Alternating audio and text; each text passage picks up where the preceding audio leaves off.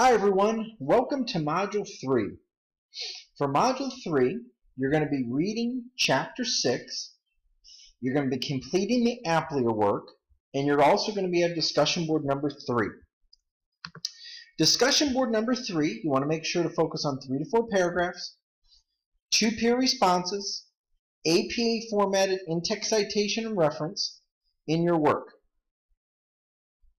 You also want to make sure that you're analyzing each of the questions. I even might recommend using them as subheadings in your work to really provide substance and to understand that you're answering each of the questions when you're breaking it down.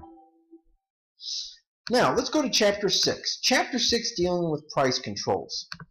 A price control, or sorry about that.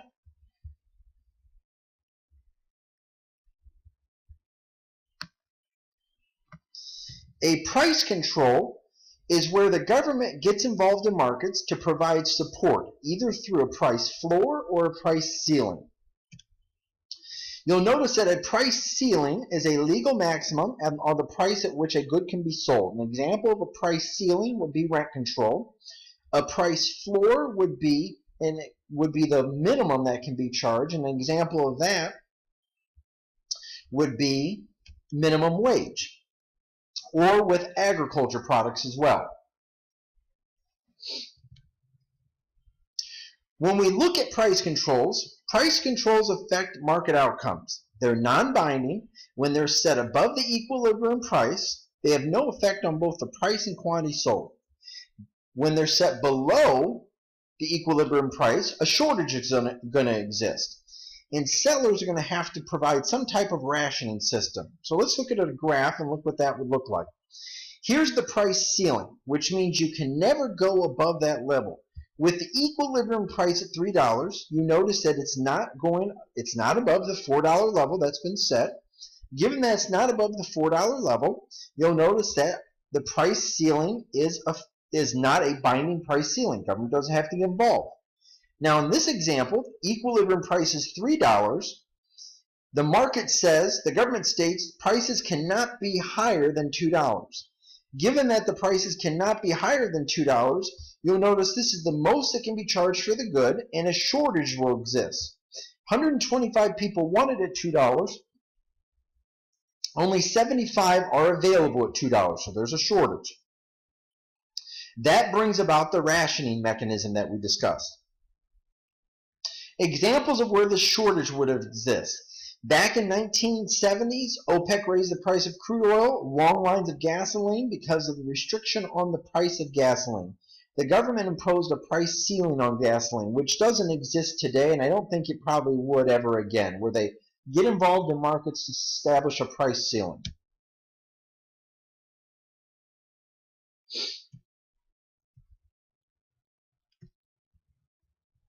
The best example of price ceilings are rent control, where the governments place a ceiling to make housing affordable, and that's the key with price control. When housing's affordable, more people can afford housing, and it makes the accessibility of workers live in that city to be able to work in that city. The problem is price controls really don't have any benefit, and they've shown that they've actually created less of an incentive for people to build in those areas. So it's not been a very effective system that we've seen.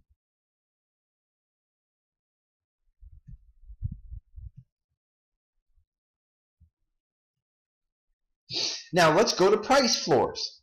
When you look at price floors, when it's set below the equilibrium price, it's not going to be binding. The binding constraint will be when it's set above the equilibrium price and a surplus will exist.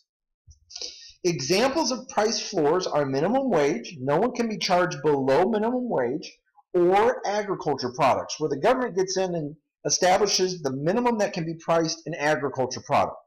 So if you look at this example right here, the price floor, which means it can never go below this level, is $2. The equilibrium price is $3. So if you think of the minimum wage, let's say the minimum wage is $2, the government states, but people are getting paid $3. Everything's fine in the market. The price will be $3, and it's not binding.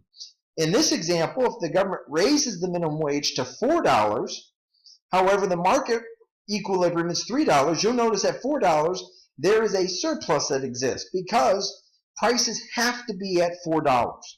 and that's called a binding price floor. The minimum wage is the best example of a price floor. It establishes that no one can be paid lower than this particular amount.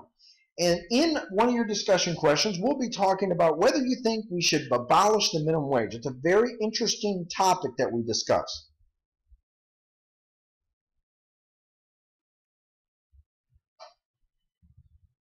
Now, when we look at price controls, you'll notice that the governments are usually is a good way to organize economic activity. The problem is you don't want to have governments involved in markets because governments cannot create opportunities sometimes. It might be better to establish where markets are not involved. And when markets are not involved, that will create more of an opportunity for markets. So these are some of the concepts that we're going to be focusing on in Chapter 6. If you have any questions or you need additional resources, let me know as I look forward to your effort.